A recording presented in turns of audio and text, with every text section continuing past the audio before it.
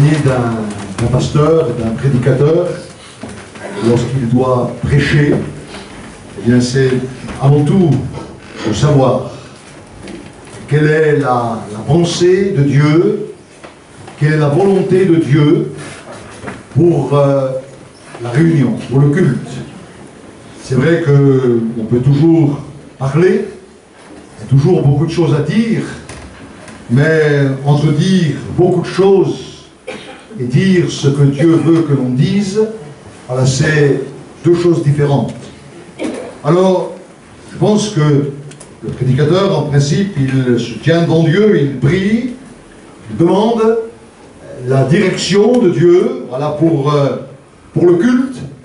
Et ce matin, donc, simplement, Dieu a mis sur mon cœur une pensée, voilà, que j'aimerais partager avec vous. Amen. Alors, on va lire dans le psaume 90, le psaume de Moïse, le seul et unique psaume de Moïse, le verset 12. Voilà donc ce qu'il est dit. Enseigne-nous à bien compter nos jours, afin que nous appliquions notre cœur à la sagesse. À la sagesse. Comme, je pense, nous avons l'habitude de le faire chaque jour de l'année, si vous avez acheté ce petit calendrier, soit de la bonne semence, soit le trésor quotidien, bien tous les jours, on enlève un feuillet, on arrache un feuillet, voilà, et on attend pour passer au jour suivant. Alors bien sûr, j'espère de tout cœur que ce feuillet vous bénit, qu'il vous fait du bien, et que, au travers des quelques mots qui sont dessus, eh bien, il y ait vraiment une bénédiction pour votre âme. Amen. Mais, voyez-vous, cette fois-ci, eh bien, ce n'est pas un feuillet, mais c'est le calendrier entier que nous allons décrocher et ce soir ou demain matin, donc le mettre à la poubelle.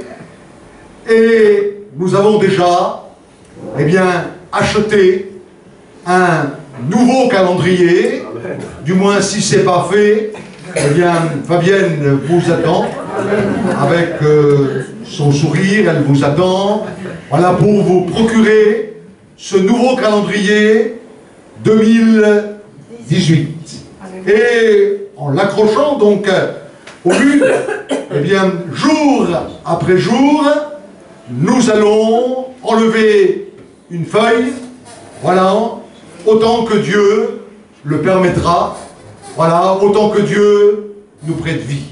Amen. Et avec 2017, donc qui s'achève ce soir, eh bien c'est 365 jours de notre vie, maintenant, qui sont derrière. Voilà, c'est derrière, c'est passé. Et ce matin, bien, ce que je voudrais dire avec le prophète Samuel, dans 1 Samuel 7, verset 12, Samuel dit, « Jusqu'ici, l'Éternel nous a secourus. » Et ce matin, donc, j'avais une oreille attentive aux louanges. Et j'ai entendu, eh bien, une louange qui a dit, « Seigneur, tu m'as gardé de l'accident. Voilà, tu m'as protégé, j'aurais pu avoir un accident, et tu as été là. » Amen. Et ce matin, combien pourrait dire, eh bien, oui, Seigneur, tu m'as guéri parce que j'étais malade. Seigneur, tu m'as donné un travail, tu m'as donné un appartement. Et Seigneur, tu m'as béni. Tu m'as béni en 2017. Amen. Seigneur, en 2017, eh bien, tu m'as secouru. Amen. Et je veux dire, avec ce verset de la Bible, c'est un verset prophétique pour nous ce matin. En 2017, Dieu m'a secouru. J'ai été secouru. Amen. Dieu m'a béni en 2017. Et avec cela, eh bien, c'est un sujet d'action de grâce. Alors, qu'est-ce que l'action de grâce? C'est simplement de la reconnaissance. Amen. Être reconnaissant. Amen. Simplement être reconnaissant. Et voyez-vous, la reconnaissance, c'est un principe biblique lié au fait que je dois savoir ce que je suis, qui je suis en Christ. Quelle est ma position dans le Christ? Quelle est ma position d'enfant de Dieu? Où j'en suis? Et bien sûr de savoir qui est Dieu. Est-ce que je sais qui est Dieu? Qui est Dieu pour moi? Qu'est-ce que représente Dieu pour moi? Est-ce que Dieu est mon Père? Est-ce que Dieu est mon Créateur? Qui est Dieu pour moi? Et quand je sais cela, eh bien, je peux simplement dire merci. Amen. Alors, la reconnaissance, c'est cela. C'est dire merci. En un mot, c'est être poli. Quand vous donnez quelque chose à un enfant, eh bien, vous ne lâchez pas. Ah si, tant qu'il n'a pas dit merci. Merci. La politesse, c'est d'apprendre à dire merci. Merci. Merci à Dieu pour 2017 parce que tu m'as secouru. Amen. Tu m'as secouru. Amen. Paul dira dans les Philippiens, au chapitre 4, « J'ai appris à être content dans l'état où je me trouve. » Donc dans l'état où je me trouve, j'ai appris à dire merci à Dieu. Amen. Dans les bons moments, comme dans les mauvais moments. Dans les bons, c'est tout à fait facile. Dans les moins bons, c'est peut-être plus difficile. Mais la Bible nous demande, eh bien, de rendre grâce à Dieu, d'être reconnaissant. Paul dira à Timothée, dans la première à Timothée, « Je rends grâce à celui qui m'a fortifié, à Jésus-Christ, mon Seigneur. Je lui rends grâce. » Même si nous ne connaissons pas Dieu parfaitement, si on le connaît imparfaitement, eh bien, avant toute chose, je dois avoir dans mon cœur la certitude de son amour pour moi. Amen. Je dois être certain que Dieu m'aime. Que Dieu m'aime. Je dis souvent dans les cultes, à la maison d'arrêt, je dis toujours, eh bien, mes frères, vous êtes condamnés. Et quand je dis ça, ils regardent, hein, ils connaissent ce que c'est que la condamnation, parce que certains l'ont été, d'autres vont l'être. Vous êtes condamnés à être aimés par Dieu. Amen. À être aimés par Dieu. Et ce matin, vous êtes condamnés à être aimés par Dieu. Amen. Dieu nous aime. Dieu nous aime. Il nous aime d'un grand amour. Il nous aime parfaitement. Et même si nous le connaissons mal, eh bien nous devons connaître sa fidélité. Il est fidèle dans les épreuves, dans l'adversité. Oui, il est fidèle, il est fidèle. Voyez-vous, en 2017, il a été fidèle. Amen, amen. Il a été entièrement fidèle et jusqu'ici, jusqu'à cet instant, maintenant, l'Éternel m'a secouru. Amen. Il m'a secouru. Il y a de mauvaises habitudes. L'une des mauvaises habitudes, c'est de se plaindre constamment. Et il y a une bonne habitude, c'est de rendre grâce à Dieu et de dire merci à Dieu. Amen. Alors, en 2017, il a été fidèle, il m'a secouru, et si ce matin vous n'êtes pas convaincu, essayez de vous rappeler, là, pendant quelques instants, toutes les fois où il vous a béni. Amen. Toutes les fois où il vous a visité. Amen. Toutes les fois où il vous a gardé. Amen. Et vous allez voir, comme le disait un vieux cantique que l'on chantait autrefois contre les bienfaits de Dieu, mets tous devant tes yeux. Alléluia. Et tu verras en adorant combien le nombre en est grand. Amen. Alors, 2017 se termine. Et peut-être que l'on va, je l'ai fait au premier culte, mais je pense que Dieu le veut aussi au deuxième. Eh bien, on va remercier le Seigneur pour 2017. Alors, on va peut-être lever notre main vers le ciel. Et puis, on va le remercier de tout notre cœur. Compte les bienfaits de Dieu.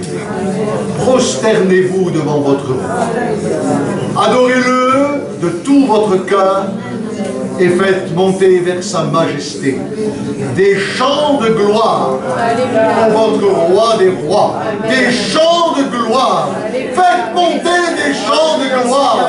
Pour 2017, je fais monter des chants de gloire. Des chants de gloire pour le roi des rois. Merci Seigneur. Merci Seigneur pour 2017. Merci Seigneur pour les 365 jours de 2017. Merci Seigneur. Merci. Alléluia.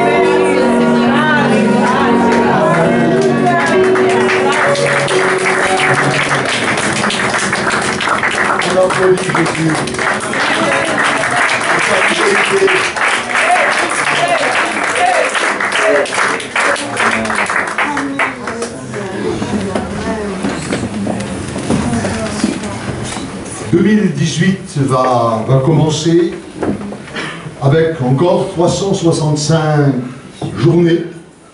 Et là, dans le texte que nous avons lu, ce verset, il m'a vraiment accroché, il m'a interpellé. Il est dit, enseigne-nous à bien compter nos jours. À bien compter nos jours.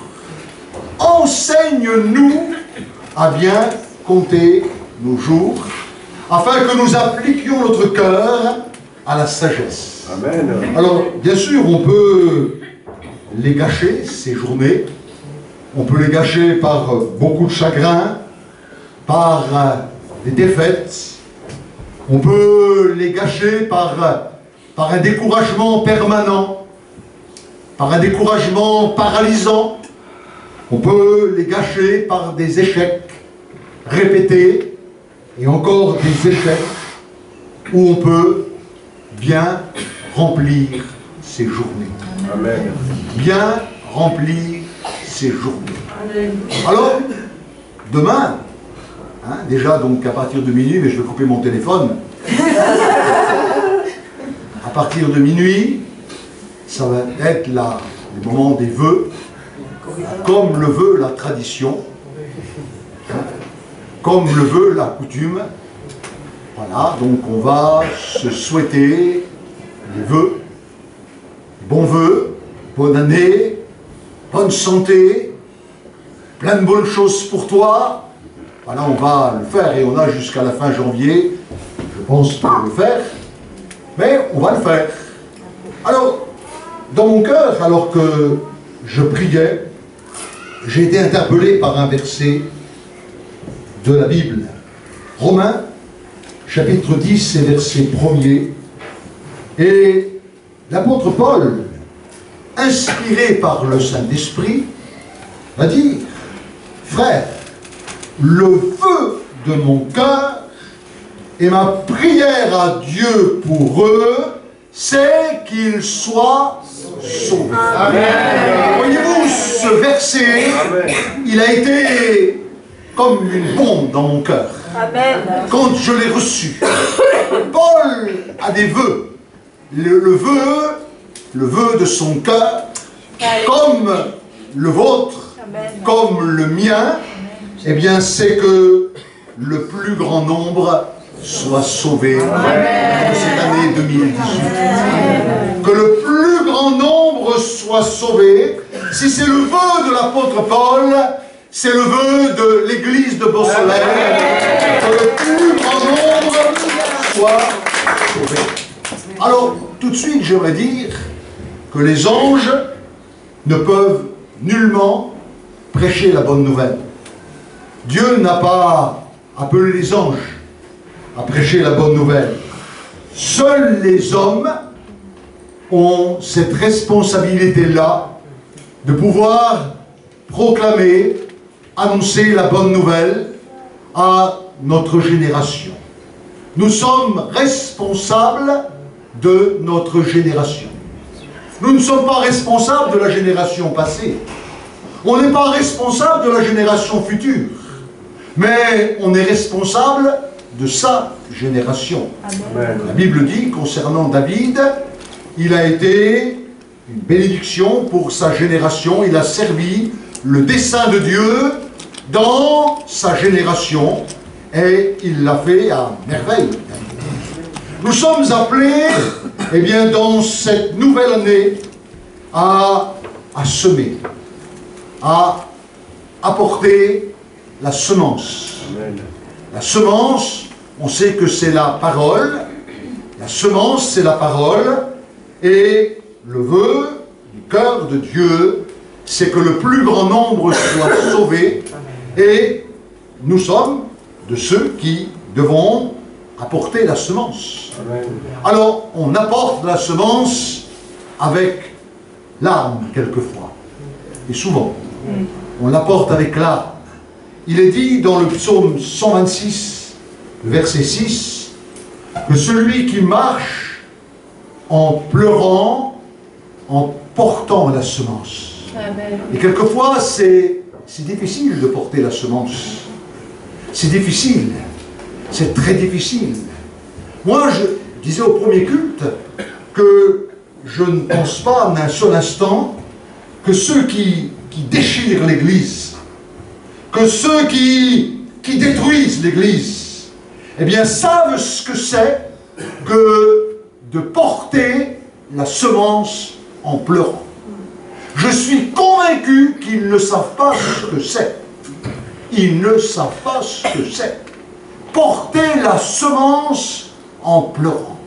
Je peux dire, en toute humilité, avec ma chère épouse, que l'on sait ce que c'est que de porter la semence en pleurant dans des nuits de prière, dans des journées de jeûne, des jeûnes multipliés, quelquefois pas parce qu'on était trop spirituel, voyez-vous, mais parce qu'on n'avait rien à manger. Oui, on n'avait rien à manger. Donc c'était devant Dieu qu'il fallait se tenir. Mais on portait la semence. Il y avait une semence. Il y avait une semence. Moi, je me rappelle, mon premier pasteur m'a dit, mais si tu es vraiment appelé au service, ah ben vas-y, débrouille-toi. Allez, on verra. On verra. Moi, je ne savais pas. Mais tu dis que tu es appelé. Vas-y. Mais j'ai besoin. Vas-y. Oui, mais... Ah, vas-y. Ah, ça suffit maintenant, hein. N'insiste pas là-dessus. Alors, notre seul secours, c'était Dieu. Nos enfants n'ont jamais rien manqué. Jamais. Jamais nos enfants ont manqué d'un morceau de pain ou quelque chose. Mais on savait ce que c'est. Je sais ce que c'est que de porter la semence en pleurant. Et la deuxième partie du verset dit, eh bien que on revient avec des cris de joie. Amen. On sonne avec allégresse, en portant les gerbes. Amen. Et là, il y a de la joie. Il y a une grande joie. Béni soit le nom du Seigneur.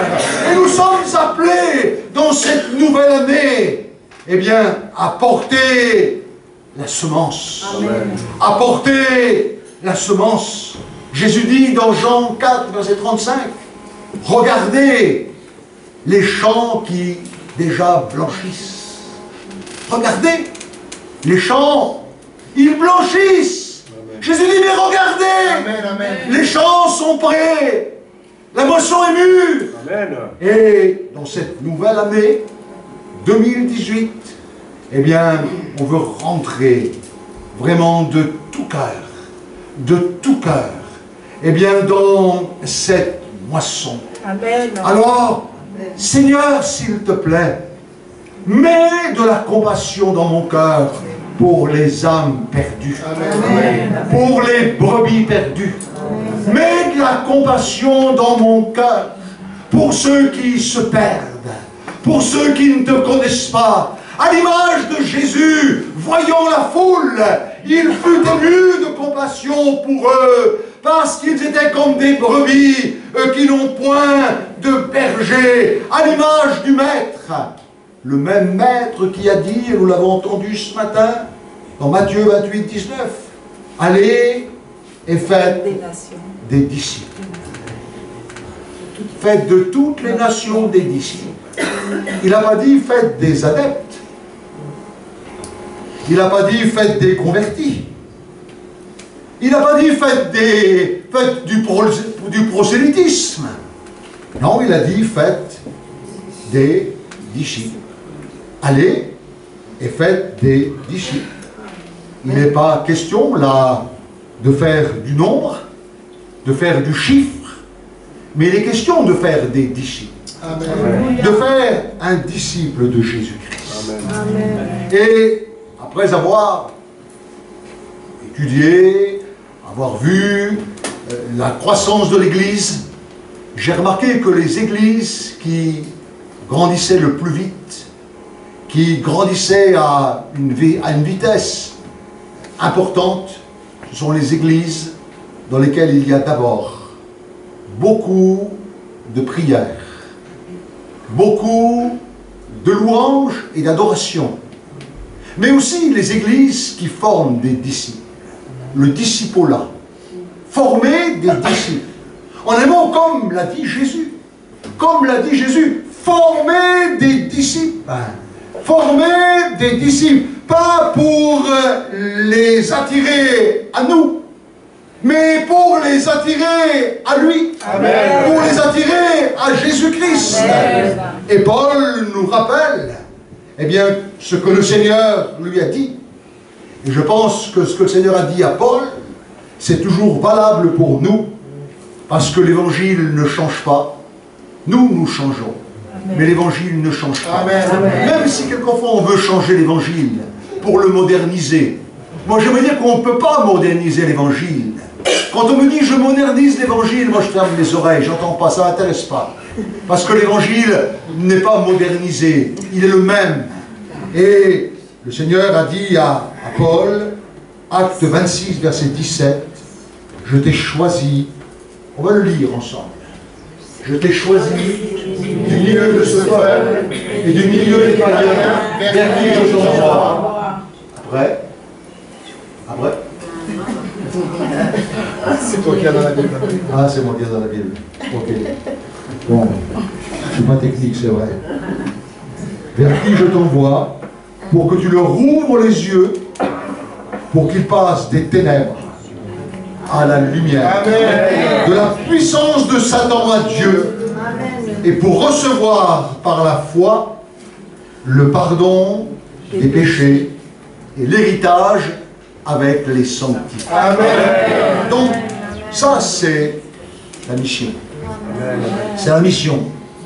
Ouvrir les yeux de ceux qui ne voient pas. Amen. Et faire passer des ténèbres à la lumière. Amen. De la puissance de Satan à Dieu. Amen. Et si je ne crois pas ça, je vais passer à côté de quelque chose dans l'évangélisation. Si je passe à côté de cela, je passe à côté de quelque chose. Et pour recevoir par la foi, qui vient par la foi, le pardon des péchés. Amen. Le pardon de nos péchés. Amen. Et l'héritage avec les sanctifiés. Alléluia. Parce qu'il y a un héritage. Amen. Il y a un héritage. Amen. Un glorieux héritage. L'héritage des sanctifiés. Amen. Ça, c'est l'évangile, ça. Ça, c'est l'évangile que Paul a reçu et qu'il nous communique ce matin. Le vœu de mon cœur et ma prière à Dieu, c'est qu'il soit sauvé. Amen. Le point central du message de l'évangile, c'est la croix de Christ. Amen. Il ne faut jamais enlever la croix. Il ne faut jamais retirer la croix. Amen. Même si on veut moderniser l'évangile, eh bien, si vous enlevez la croix, il ne vous reste plus rien. La croix, c'est l'élément le plus important. Amen. La croix, c'est l'élément le plus important. On m'a dit une fois, ne parlez pas de la croix parce que les Israélites, ça les gêne. Ça gêne les musulmans, mais peu importe. La croix. Et quand je vais en prison, j'ai toujours une grosse croix ici. Je n'ai jamais le badge. C'est mon badge. C'est mon badge. Je devrais mettre le badge. C'est obligé de mettre le badge. Mais je ne mets jamais le badge. Je mets la croix, c'est le badge. La croix. La croix. La croix reste debout. La croix reste debout. Amen. Alléluia. Le plus fort des combats. La croix reste debout. Alléluia. Elle reste debout. Amen. Que nous ayons une révélation de Christ, de sa mort sur la croix. Le vœu de mon cœur et ma prière à Dieu, c'est qu'il soit sauvé, c'est qu'il connaisse Christ et le pardon de leurs péchés au travers le sang de la croix. Amen. Alléluia. Que dans cette année 2018, et c'est le message que j'ai reçu de la part de Dieu, que l'église de Beau-Soleil soit une église et qui sert dans l'évangélisation, une église qui sert et qui sert encore dans le témoignage. Alléluia. Béni soit le nom du Seigneur, le vœu de mon cœur et ma prière à Dieu. Alléluia. Alors ma prière à Dieu, c'est de demander à Dieu qu'il me donne des occasions pour annoncer la bonne nouvelle. Pour annoncer la bonne nouvelle. Vous savez, c'est lui qui crée les bonnes occasions. C'est lui. Quelquefois, on ne demande pas à Dieu, puis on y va et on parle. Et on est déçu, parce que ça n'a pas forcément marché, parce qu'on n'a pas été écouté. Mais demandez à Dieu.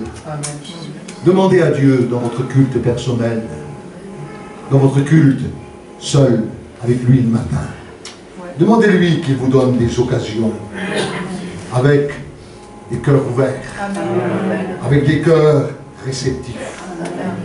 Abandonnons peut-être la pensée « Oh, il est trop dur, il ne se donnera jamais à Christ, il est trop fermé. » C'est même pas la peine de lui parler parce que il n'entendra pas, il n'écoutera pas. Ça, c'est des clichés, ça. Ça, ce sont des choses que l'on s'est fait avec le temps, ou même que l'on a entendu d'autres. Parce que j'ai remarqué que souvent, c'est ce qu'on a entendu d'autres. Et on reproduit ce qu'on en a entendu. Et on va reproduire ce que l'on a entendu. Si c'est positif, gloire à Dieu. Amen. Si c'est négatif, laissons tomber. Mettons à la poubelle. Mettons à la poubelle. Ne gardons pas des clichés négatifs. Parce qu'en fin de compte, qui est-ce qui touche les cœurs? Dis-moi. C'est toi ou c'est le Saint-Esprit? Amen. Saint-Esprit. Alléluia. Souvent, on a l'impression que c'est nous, quoi. Hein? Que c'est nous. Que c'est nous. Je me rappelle un jour un service de baptême, la brave personne qui se faisait baptiser avait été emmenée par une dame, et la dame qui avait amené, la chrétienne qui avait amené cette nouvelle chrétienne qui se faisait baptiser, elle ne cessait de lui casser la tête. Dis que c'est moi qui t'a amené, dis que c'est moi qui t'a amené, dis que c'est moi qui t'a amené. Et comme à l'époque j'étais un peu moins sanctifié que maintenant, j'ai réagi. Hein? Ouais. Bon, c'est ce que vous voulez, c'est fait. Mais je pense que ça lui a servi de leçon. Dis que c'est moi, dis que c'est moi. Pourquoi? Si elle le dit, ben, gloire à Dieu. Si elle ne le dit pas, ben, peu importe. C'est le Saint-Esprit, c'est pas toi. On a l'impression que c'est nous, quoi. Non, c'est le Saint-Esprit. Toi, ce que tu dois faire, c'est l'aimer. Il faut que tu l'aimes. Il faut que tu aimes la personne à qui tu parles. Il faut qu'elle voit dans tes yeux que c'est vrai. Que c'est pas du blablabla. Mais que c'est authentique. Que c'est vrai. Que c'est authentique. Que tu l'aimes vraiment. Parce que tu connais Christ. Parce que tu as été aimé de Christ. Qu'elle le voit, ça. Si elle ne le voit pas, ça ne servira pas à grand chose. Ça ne servira pas à grand chose. Alors ça, c'est une demande pour qu'il soit sauvé. Demande aussi à Dieu de la sagesse dans la prière. Demande de la sagesse. Une sagesse pour la situation par laquelle tu vas passer. Ça ne va pas être forcément la même. Chaque situation, vous savez, j'aime beaucoup l'évangile de Jean, parce que l'évangile de Jean, c'est l'évangile du dialogue. Et vous avez remarqué que Jésus va parler d'abord à un paralytique, d'abord à Nicodème, et puis à un paralytique, et puis à la Samaritaine, et puis à la femme adultère. C'est pas dans l'ordre, mais c'est pas grave, vous avez compris. Oui. Mais on peut mettre dans l'ordre si vous voulez, non, vous savez. Hein?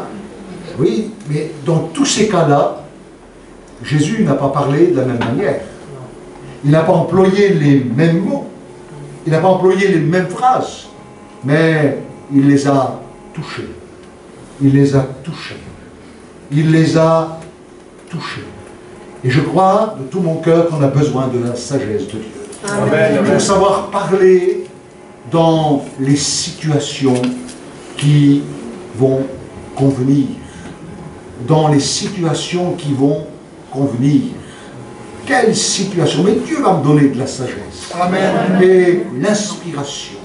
Voyez-vous encore, l'important c'est de laisser libre cours à l'inspiration. De laisser libre cours à l'inspiration. Quelques jours en arrière, je parlais avec un avocat à la maison d'arrêt. Il dit, ah, bonjour, monsieur le pasteur, comment allez-vous? Je dis, bien, et vous, maître? Bien. Elle m'a dit, je dois défendre, je dois plaider pour telle personne, mais je ne sais pas comment m'y prendre. Et je dis, mais maître, laissez libre cours à l'inspiration. On m'a regardé. Peut-être. Oui, l'inspiration, ça marche. Amen. L'inspiration, ça marche. Et j'ai besoin de l'inspiration. Gloire à Dieu. Amen. J'ai besoin de l'inspiration. Alléluia. Ne pas se laisser atteindre par l'agressivité, ni même être blessé parce qu'on m'a agressé verbalement. Vous avez des personnes qui arrêtent parce que verbalement ils ont été agressés, ils ne supportent pas l'agression verbale et quelquefois, bon, ils disent c'est fini, je ne parle plus, je me tais maintenant. Mais c'est un tort, c'est donner avantage à l'ennemi. On se rappelle que le vœu de Dieu, c'est qu'il soit sauvé. Amen. Il soit sauvé.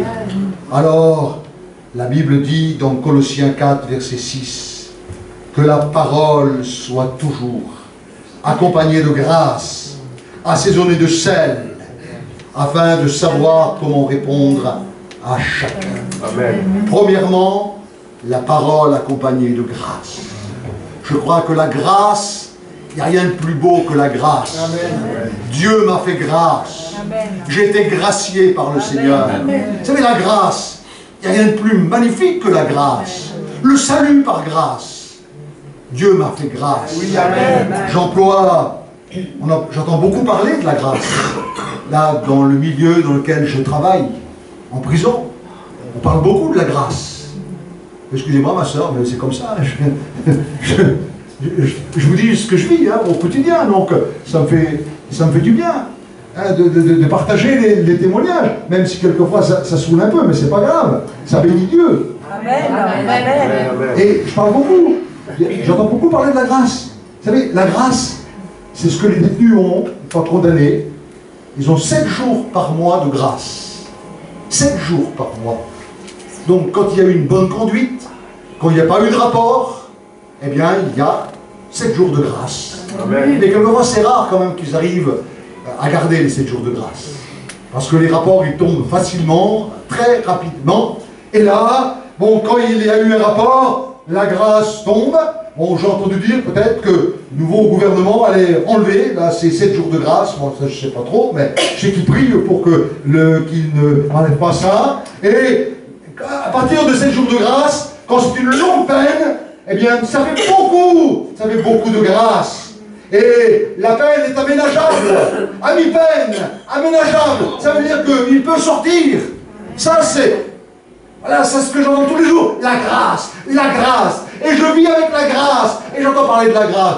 Dieu nous a fait grâce. Amen. Que nos paroles soient toujours accompagnées de grâce. Accompagnées de grâce. Alléluia. Alléluia. Pas des paroles de condamnation. Pas des paroles de jugement.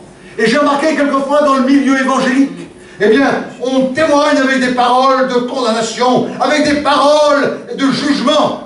Mais non, des paroles de grâce, assaisonnées de sel. Le sel, ça donne de la saveur. Amen. Un plat sans sel, c'est pas terrible. C'est Le sel, c'est bon, ça relève, Amen. à moins d'être au régime. Hein? Mais si ce n'est pas le cas, eh bien, on a besoin de sel. Amen.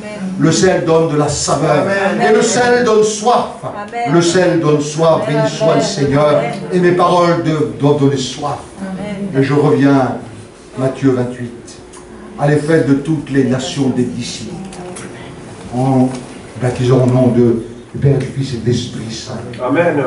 2 Pierre 3,9. Dieu veut que tous les hommes soient sauvés, Amen. qu'aucun périsse, Amen. mais que tous arrivent à la connaissance. 2 Corinthiens 5,14. L'amour de Dieu me presse. Amen. Alors, l'amour de Dieu, je peux recevoir cela dans ma relation personnelle avec lui. Dans une relation personnelle avec Dieu. Regarde, le baptême par immersion. Immergé. Et le baptême dans le Saint-Esprit. Immergé dans le Saint-Esprit. Mais il peut y avoir aussi un baptême d'amour. Un baptême d'amour immergé dans l'amour de Dieu en Jésus-Christ et par le Saint-Esprit. Que Dieu nous aide dans cette nouvelle. Alléluia. Amen. Je prie Dieu que ça nous inspire. Amen. Merci Et Jésus. que le feu du cœur, le feu de mon cœur, ma prière à Dieu, comme dit Paul, c'est que le plus grand nombre soit sauvé. Amen. Le feu du cœur de l'église de Beau-Soleil. Et c'est que dans cette année 2019, il y a beaucoup de noms écrits dans le livre de vie. Il y a beaucoup de noms qui trouvent Jésus. Beaucoup de personnes qui soient sauvées, pardonnées, lavées. Amen. Oui, amen. Pour que les rangs de l'église grandissent. Amen. Et pour que le royaume de Dieu soit honoré, glorifié. Alléluia. Que le nom du Seigneur soit béni. Que Dieu nous aide à être, eh bien, cette armée d'hommes et de femmes. Alléluia.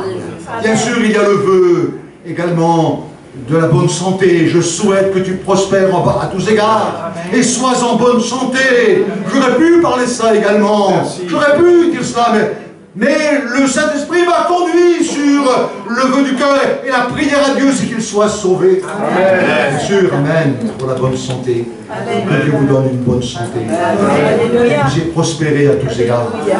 Que vous soyez bénis dans l'amour de Dieu. C'est la prière de mon cœur ce matin. C'est que l'Église soit bénie. C'est que l'Église avance. C'est que l'Église, eh bien, soit cette Église triomphante, qui glorifie et qui honore Dieu tout au long de l'année 2018. Que l'Église puisse avancer dans la puissance et dans l'onction du Saint-Esprit. Amen. Alors on va peut-être se lever ensemble. My best, my all, you deserve my everything.